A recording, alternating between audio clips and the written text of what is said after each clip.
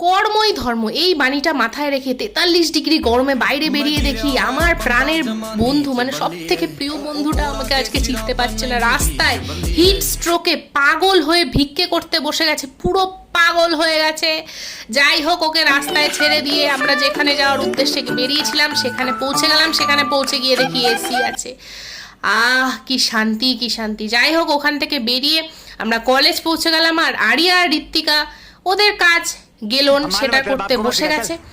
সেইটা করার পর আমাদেরও খিদে পেয়ে গেল ওদের খাওয়া দেখে। যাই হোক, আজকে বাইরে থেকে টিফিন নিয়ে যাইনি। ওইখানে গিয়ে দেখো দাদার চুলটা তোমরা ঠিক মতোভাবে দেখতে পাচ্ছ না, একটা আলাদাই কাটিং ছিল চুলের। তারপর ওখান থেকে নিয়ে নিলাম চিলি চিকেন আর পরোটা। রূপসোনা নিয়ে নিয়েছিল কিমা চিকেন আর পরোটা, সেরা ছিল খেতে, সেরা ছিল। যাই হোক, খেয়ে ঠেয়ে নিয়ে কয়েকটা ক্লাস করে আমি বেরিয়ে গেলাম বাড়ির উদ্দেশ্যে। আর মুখের অবস্থা একদম কুকুরের মতন হয়ে গেছে, কুকুরের মতন।